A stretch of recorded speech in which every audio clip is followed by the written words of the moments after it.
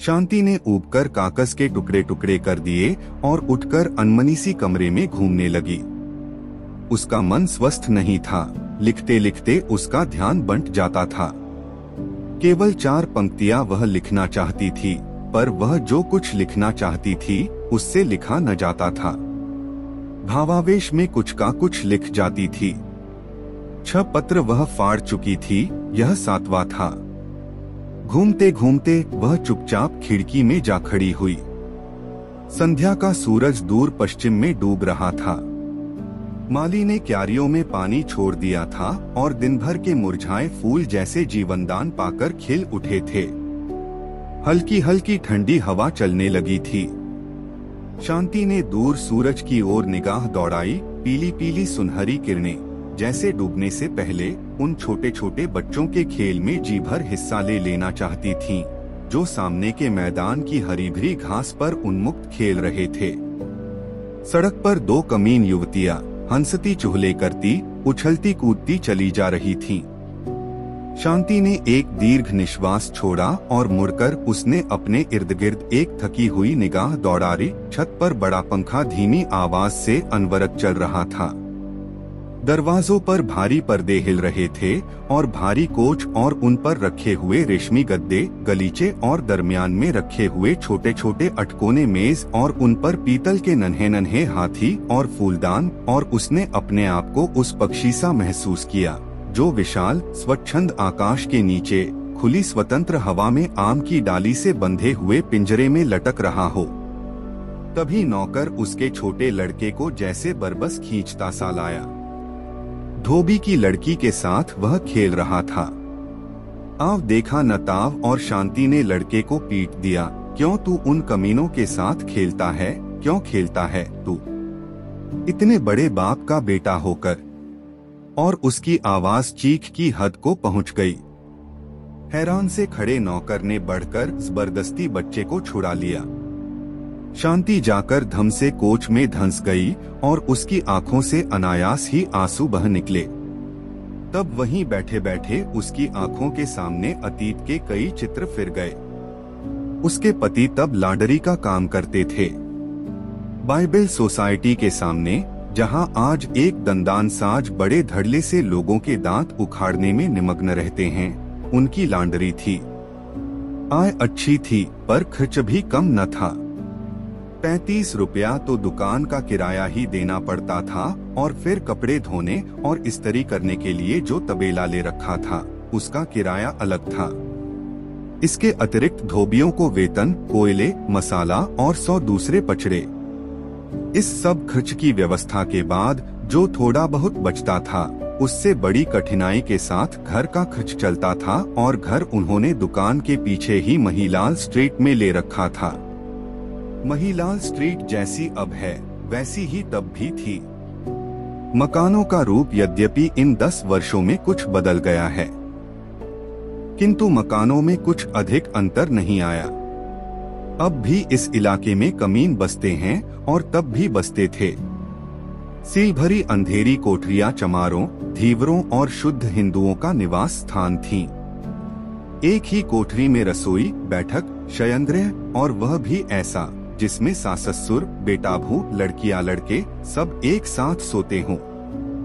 जिस मकान में शांति रहती थी उसके नीचे टेंडी चमार अपने 8 लड़के लड़कियों के साथ रहता था।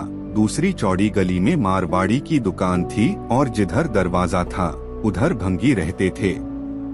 उनके दरवाजे से जरा ही परे भंगियों ने तंदूर लगा रखा था जिसका धुआं सुबह शाम उनकी रसोई में आ जाया करता था, जिससे शांति को प्राय रसोई की खिड़की बंद रखनी पड़ती थी। दिन रात वहां चारपाइयां बिछी रहती थीं और कपड़ा बचाकर निकलना प्रायः असंभव होता था। गर्मियों के दिन थे और म्यूनिसिपैलिटी का नल काफी दूर अनारकली के पास था, इसलिए गरीब लोगों की सहूलियत के ख्याल से शांति ने अपने पति की सिफारिश पर नीचे डेवढ़ी के नल से उन्हें पानी लेने की इजाजत दे दी। किंतु जब उन्हें उस मकान में आए कुछ दिन बीते तो शांति को मालूम हो गया कि यह उदारता बड़ी महंगी पड़ेगी। एक दिन जब उसके पति नहाने के बाद साबुन की डिबिया नीचे ही भूल आए और शांति उसे उठाने गई तो उसने उसे नदारद पाया। फिर कुछ दिन बाद तौलिया गायब हो गया और इसी तरह दूसरे तीसरे कोई न कोई चीज गुम होने लगी।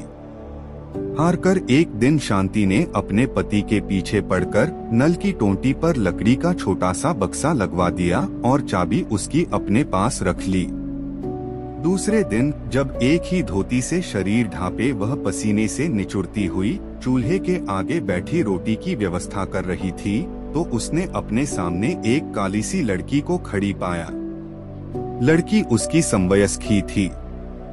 रंग उसका बेहद काला था और शरीर पर उसने अत्यंत मैली कुचैली धोती और बंडी पहन रखी थी। वह अपने गहरे काले बालों में सरसों ही का तेल डालती होगी, क्योंकि उसके मस्तक पर बालों के नीचे पसीने के कारण तेल में मिली हुई मैल की एक रेखा बन रही थी। चौड़ा सा मुंह और चपटी सी नाक। शांति के हृदय में क्रोध और घृणा का तूफान उमड़ आया। आज तक घर में जमादारिन के अतिरिक्त नीचे रहने वाली किसी कमीन लड़की को ऊपर आने का साहस न हुआ था और न स्वयं ही उसने किसी से बातचीत करने की कोशिश की थी। लड़की मुस्कुरा रही थी और उसकी आंखों में विचित्र सी चमक थी। क्या बात है? जैसे आंखों ही आंखों में शांति ने क्रोध से पूछा। तनिक मुस्कुराते हुए लड़की ने प्रार्थना की कि बीबी जी, पानी लेना है। हमारा नल भंगी चमारों के लिए नहीं। हम भंगी हैं न चमार। फिर कौन हो? मैं बीबी जी, सामने के मंदिर के पुजारी की लड़की। लेकिन शांति ने आगे न सुना था। उसे लड़की से बातें करते करते घिन आती थी। धोती के छोर से चाबी खोलकर उसने फेंक दी। इस कालेक्लूटे शरीर में दिल काला न था और शीघ्र ही शांति को इस बात का पता चल गया। रोज ही पानी लेने के वक्त चाबी के लिए गोमती आती। गली में पूर्बियों का जो मंदिर था वह उसके पुजारी की लड़की थी। अमीरों के मंदिरों के पुजारी भी मोटरों में घूमते हैं। यह मंदिर था गरीब पूर्बियों का, जिनमें प्रायः सब चौकीदार, चपरासी, साइस अथवा मजदूर थे। पुजारी का कुटुंब भी खुली गली के एक और भंगियों की चारपाइयों के सामने सोता था और जब रात को कोई तांगा उधर गुजरता तो प्रायः किसी न किसी की चारपाई उसके साथ घिसटती हुई चली जाती। मंदिर में कुआं तो था, पर जब से इधर नल आया उस पर डोल और रस्सी कभी ही रही और फिर जब समीप ही किसी की डेवढ़ी के नल से पानी मिल जाए तो कुएं पर बाजू तोड़ने की क्या जरूरत है। इसलिए गोमती पानी लेने और कुछ पानी लेने के बहाने बातें करने रोज ही सुबह शाम आ जाती। बटलो ही नल के नीचे रखकर, जिसमें सदैव पान के कुछ पत्ते तैरा करते, वह ऊपर चली आती और फिर बातों बातों में भूल जाती कि वह पानी लेने आई है और उस समय तक न उठती जब तक उसकी बुढ़िया दादी गली में अपनी चारपाई पर बैठी हुई चीख चीख कर गालियां देती हुई उसे न पुकारती। इसका यह मतलब नहीं कि इस बीच में शांति और गोमती में मित्रता हो गई थी। हाँ, इतना अवश्य हुआ कि शांति जब रसोई में खाना बनाती अथवा अंदर कमरे में बैठी कपड़े सीती तो उसको गोमती का सीढ़ियों में बैठकर बातें करते रहना बुरा नहीं लगता था। कई तरह की बातें होती, मोहल्ले के भंगियों की बातें, चमारों के घरेलू झगड़ों की बातें और फिर कुछ गोमती की निजी बातें। इस बीच में शांति को मालूम हो गया कि गोमती का विवाह हुए वर्षों बीत चुके हैं, पर उसने अपने पति की सूरत नहीं देखी। बेकार है, इसलिए न वह उसे लेने आता है और न उसके पिता उसे उसके साथ भेजते हैं। कई बार छेड़ने की गरज से या कई बार मात्र आनंद लेने की गरज से ही शांति उससे उसके पति के संबंध में और उसके अपने मनोभावों के संबंध में प्रश्न पूछती। उत्तर देते समय गोमती शर्मा जाती थी, किंतु इतना सब होते हुए भी उसकी जगह वहीं सीढ़ियों में ही बनी रही। फिर किस प्रकार पुजारी की वह कालीक्लूटी लड़की वहां से उठकर उसके इतने समीप आ गई कि शांति ने एक बार अनायास आलिंगन में लेकर कह दिया, आज से तुम मेरी बहन हुई गोमती। वह सब आज भी शांति को स्मरण था। सर्दियों की रात थी और अनारकली में सब और धुआं धुआं हो रहा था। ऐसा प्रतीत होता था जैसे लाहौर के समस्त तंदूरों, होटलों, घरों और कारखानों से सारे दिन उठने वाले धुएं ने सांझ होते ही इकट्ठे होकर अनारकली पर आक्रमण कर दिया हो। शांति अपने नन्हे को कंधे से लगाए हाथों में कुछ हल्के फुल्के लिफाफे थामे क्रय विक्रय करके चली आ रही थी। वह कई दिन के अनुरोध के बाद अपने पति को इधर ला सकी थी और उन्होंने जी भर खाया पिया और खरीद किया था। अनारकली के मध्य बंगाली रसगुल्लों की जो दुकान है, वहाँ से रसगुल्ले खाने को शांति का बड़ा मन होता था, पर उसके पति को कभी इतनी फुर्सत ही न हुई थी कि वहाँ तक सिर्फ रसगुल्ले खाने के लिए जा सकें। अस्पताल रोड के सिरे पर हलवाई के साथ चाट वाले की जो दुकान है, वहाँ से चाट खाने को शांति की बड़ी इच्छा थी, पर चाट ऐसी निकम्मी चीज खाने के लिए काम छोड़कर जाने का अवकाश शांति के पति के पास कहा। कई दिनों से वह अपने उम्मी के लिए कुछ गर्म कपड़ों के टुकड़े खरीदना चाहती थी। सर्दी बढ़ रही थी और उसके पास एक भी कोट न था। और फिर गर्म कपड़ा न सही, वह चाहती थी कि कुछ ऊन ही मोल ले ली जाए ताकि नन्हे का स्वेटर बुन दिया जाए, पर उसके पति हुआ करके टाल जाते थे। किंतु उस दिन वह निरंतर महीने भर तक अनुरोध करने के बाद उन्हें अपने साथ अनारकली ले जाने में सफल हुई थी। और उस दिन उन्होंने जी भर बंगाली के रसगुल्ले और चाटवाले की चटपटी चाट खाई थी, बल्कि घलुए में मोहन के पकौड़े और मटरों वाले आलूओं के स्वाद भी चखे थे। फिर उम्मी के लिए कपड़ा भी खरीदा था और ऊन भी मोल ली थी और 2 आने दर्जन ब्लेडों वाली गुड़ वोग की डिबिया तथा एक कोलगेट साबुन की 2 आने वाली टिकिया उसके पति ने भी खरीदी थी। कई दिनों से वे उन्हीं पुराने ब्लेडों को शीशे के ग्लास में तेज करके नहाने वाले साबुन से ही हजामत बनाते आ रहे थे और उस दिन शांति ने यह सब खरीदने के लिए उन्हें विवश कर दिया था। और दोनों जने यह सब खरीदकर खर्च करने के आनंद की अनुभूति से पुलकित चले आ रहे थे। दिसंबर का महीना था और सूखा जाड़ा पड़ रहा था। शांति ने अपने सस्ते पर गर्म शाल को नन्हे के गिर्द और अच्छी तरह लपेटते हुए अचानक कहा, निगोड़ा सूखा जाड़ा पड़ रहा है। सुनती हूँ नगर में बीमारी फैल रही है। पर उसके पति चुपचाप धुएं के कारण कड़वी हो जाने वाली अपनी आंखों को रुमाल से मलते चले आ रहे थे। शांति ने फिर कहा, हमारी अपनी गली में कई लोग बीमार हो गए हैं। परसों टेंडी चमार का लड़का निमोनिया से मर गया। तभी शाल में लिपटा लिपटा बच्चा हल्के हल्के 2 बार खांसा और शांति ने उसे और भी अच्छी तरह शाल में लपेट लिया। उसकी बात को सुनी अनसुनी करके उसके पति ने कहा, आज बेहद बदपरहेजी की है, पेट में सख्त गड़बड़ी हो रही है। घर आकर शांति ने जब लड़के को चारपाई पर लिटाया और मस्तक पर हाथ फेरते हुए उसके बालों को पिछली तरफ किया, तो वह चौंककर पीछे हटी। उसने डरी हुई निगाहों से अपने पति की ओर देखा। वे सिर को हाथों में दबाए नाली पर बैठे थे। उम्मी का माथा तो तवे की तरह तप रहा है। उसने बड़ी कठिनाई से गले को अचानक अवरुद्ध कर देने वाली किसी चीज को बरबस रोककर कहा, लेकिन उसके पति को क्या हुई? शांति का कंठ अवरुद्ध सा होने लगा था और उसकी आंखें भरसी आ रही थीं, पर अपने पति को क्या करते देख बच्चे का ख्याल छोड़ वह उनकी ओर भागी। पानी लाकर उनको कुल्ला कराया। निढाल से होकर वे चारपाई पर पड़ गए, पर कुछ ही क्षण बाद उन्हें फिर क्या हुई। शांति के हाथ पांव फूल गए। घर में वह अकेली, सास माँ पास नहीं, कोई दूसरा नाता रिश्ता भी समीप नहीं और नौकर रखने की गुंजाइश ही कभी नहीं निकली। वह कुछ क्षण के लिए घबरा गई। एक उड़ी उड़ी सी दृष्टि उसने अपने ज्वर से तपते हुए बच्चे और बदहजमी से निढाल पति पर डाली। अचानक उसे गोमती का ख्याल आया। शांति अकेली कभी गली में नहीं उतरी थी, पर सब संकोच छोड़ वह भागी भागी नीचे गई। अपनी कोठरी के बाहर गली की ओर मात्र ईंटों के छोटे से पर्दे की ओट से बने हुए रसोई घर में बैठी गोमती रोटी बेल रही थी और चूल्हे की आग से उसका काला मुख चमक सा रहा था। शांति ने देखा उसका बड़ा भाई अभी खाना खाकर उठा है। तब आगे बढ़कर उसने इशारे से गोमती को बुलाया।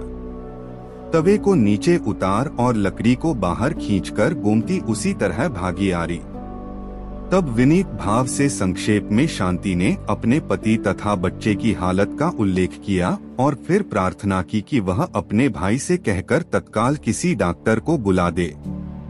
उनकी लांडरी के साथ ही जिस डॉक्टर की दुकान है वह सुना है पास ही लाजपती रोड पर रहता है, यदि वह आ जाए तो बहुत ही अच्छा हो। और फिर साड़ी के छोर से 5 रुपए का एक नोट खोल शांति ने गोमती के हाथ में रख दिया कि फीस पहले ही क्यों न देनी पड़े, पर डॉक्टर को ले अवश्य आए। और फिर चलते चलते उसने यह भी प्रार्थना की कि रोटी पकाकर संभव हो तो तुम ही जरा आ जाना उम्मी। शांति का गला भर आया था। गोमती ने कहा था, आप घबराए नहीं, मैं अभी भाई को भेज देती हूँ और मैं भी अभी आ रही। और यह कहकर वह भागती सी चली गई थी। शांति वापस मुड़ी तो सीढ़ियाँ चढ़ते चढ़ते उसने महसूस किया कि शंका और भय से उसके पाँव कांप रहे हैं और उसका दिल धक धक कर रहा है। ऊपर जाकर उसने देखा उसके पति ऊपर से उतर रहे हैं। हाथ में उनके खाली लोटा है, चेहरा पहले से भी पीला हो गया है और माथे पर पसीना छूट गया है। शांति के उड़े हुए चेहरे को देखकर उन्होंने हंसने का प्रयत्न करते हुए कहा, घबराओ नहीं, सर्दियों में हैजा नहीं होता।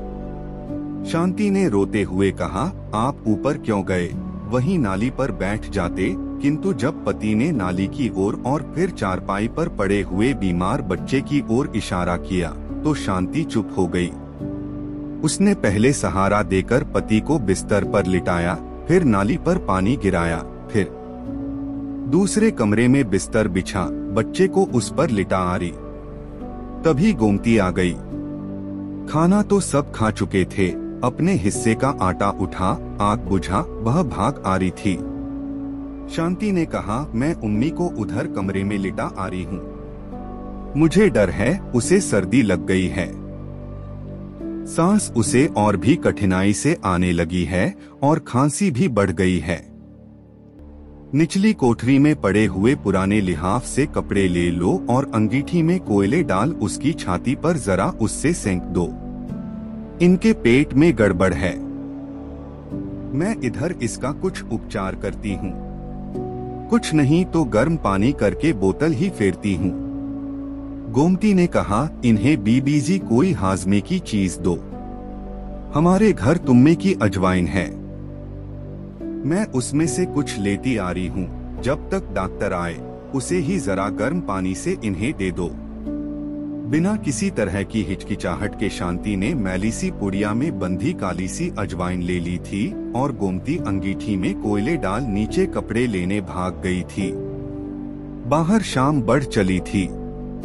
वहीं कमरे के अंधेरे में बैठे बैठे शांति की आंखों के आगे चिंता और फिक्र के वे सब दिन रात फिर गए।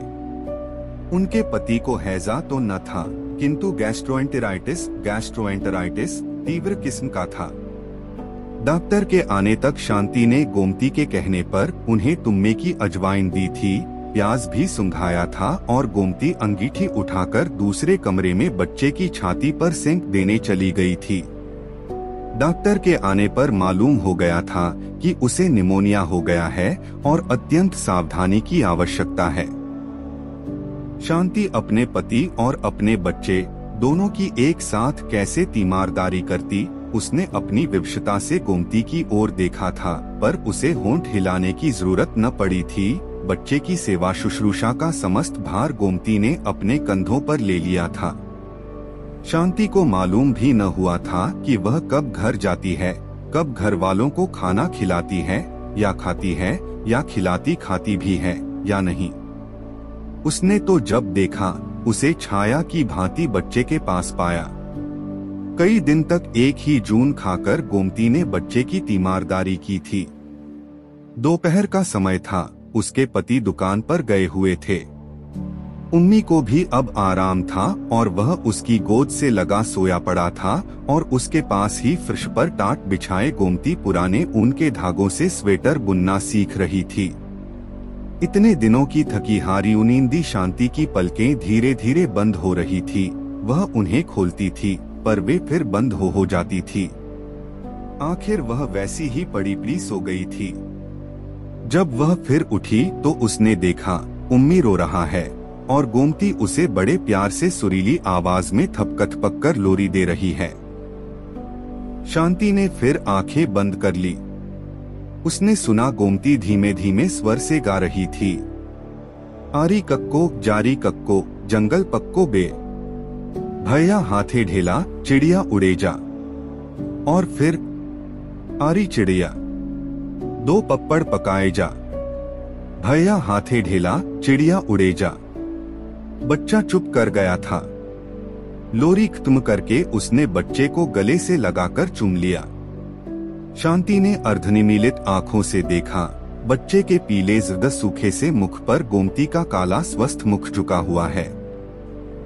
सुख के आंसू उसकी आंखों में उमड़ आए। उसने उठकर गोमती से बच्चे को ले लिया था और जब वह फिर टाट पर बैठने लगी थी तो दूसरे हाथ से शांति ने उसका हाथ पकड़ चारपाई पर बिठाते हुए उसे अपने बाजू से बांध लिया था और कहा था, आज से तुम मेरी बहन हुई गोमती। आंखें बंद किए शांति इन्हीं स्मृतियों में गुम थी। उसकी आंखों से चुपचाप आंसू बह रहे थे कि अचानक उसके पति अंदर दाखिल हुए। किसी जमाने में लॉन्ड्री चलाने वाले और समय पड़ने पर स्वयं अपने हाथ से इस्त्री गर्म करके कपड़ों को प्रेस करने में भी हिचकिचाहट न महसूस करने वाले लाशून्य दीनदयाल और लाहौर की प्रसिद्ध फर्म दीनदयाल एंड सन्स के मालिक प्रख्यात शेयर ब्रोकर लाला दीनदयाल में महान अंतर था।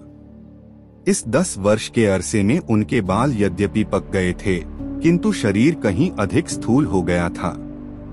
ढीले ढाले और प्रायः लॉन्ड्री के मालिक होते हुए भी मैले कपड़े पहनने की जगह अब उन्होंने अत्यंत बढ़िया किस्म का रेशमी सूट पहन रखा था और पांवों में श्वेत रेशमी जुराबें तथा काले सैंडल पहने हुए थे। शांति ने झट रुमाल से आंखें पोंछ ली। बिजली का बटन दबाते हुए उन्होंने कहा, यहाँ अंधेरे में क्या पड़ी हो, उठो बाहर बाग में घूमो फिरो। और फिर बोले, इंद्रानी का फोन आया था कि बहन यदि चाहें तो आज सिनेमा देखा जाए।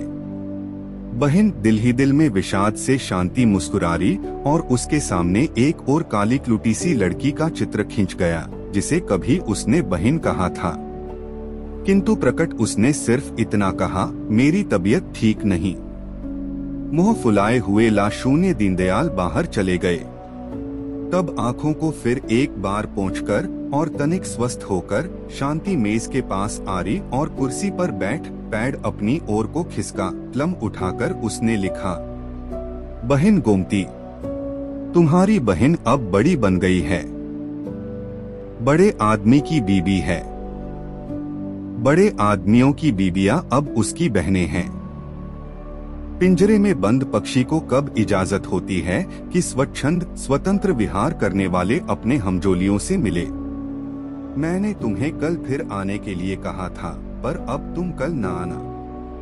अपनी इस बंदिनी बहन को भूलने की कोशिश करना। शांति। इस बार उसने एक पंक्ति भी नहीं काटी और न कागज ही फाड़ा। हाँ, एक बार लिखते लिखते फिर आंखें भर आने से जो एक दो आंसुओं की बूंदें पत्र पर अनायास ही गिर पड़ी थीं, उन्हें उसने ब्लॉटिंग पेपर से सुखा दिया था। फिर पत्र को लिफाफे में बंद करके उसने नौकर को आवाज दी और उसके हाथ में लिफाफा देकर कहा कि महिलाल स्ट्रीट में पूर्बियों के मंदिर के पुजारी की लड़की गोमती को दे आए। और फिर समझाते हुए कहा, गोमती कुछ ही दिन हुए अपनी ससुराल से आ रही है। पत्र लेकर नौकर चला ही था कि शांति ने उसे फिर आवाज दी और पत्र उसके हाथ से लेकर फाड़ डाला। फिर धीरे से उसने कहा, तुम गोमती से कहना कि बीबी अचानक आज मैके जा रही है और 2 महीने तक वापस न लौटेंगी। यह कहकर वह फिर खिड़की में जा खड़ी हुई और अस्त हो जाने वाले सूरज के स्थान पर ऊपर की ओर बढ़ते हुए अंधेरे को देखने लगी। बात इतनी ही थी कि आज दोपहर को जब वे ब्रिज खेल रहे थे तब नौकर ने आकर खबर दी थी कि महिलाल स्ट्रीट के पुजारी की लड़की गोमती आई है। तब खेल को बीच ही में छोड़कर और भूलकर कि उसके पार्टनर राय साहब लाला बिहारी लाल है, वह भाग गई थी और उसने गोमती को अपनी भुजाओं में भींच लिया था और फिर वह उसे अपने कमरे में ले गई थी। तब दोनों बहुत देर तक अपने दुख सुख की बातें करती रही थीं। शांति ने जाना था कि किस प्रकार गोमती का पति काम करने लगा, उसे ले गया और उसे 4 बच्चों की मां बना दिया और गोमती ने उम्मी का और दूसरे बच्चों का हाल पूछा था।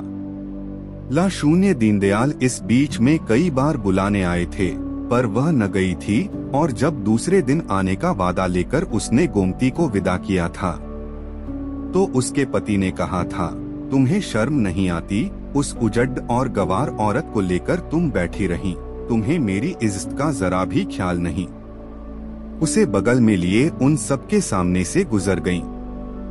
राय साहब और उनकी पत्नी हंसने लगे और आखिर प्रतीक्षा कर करके चले गए।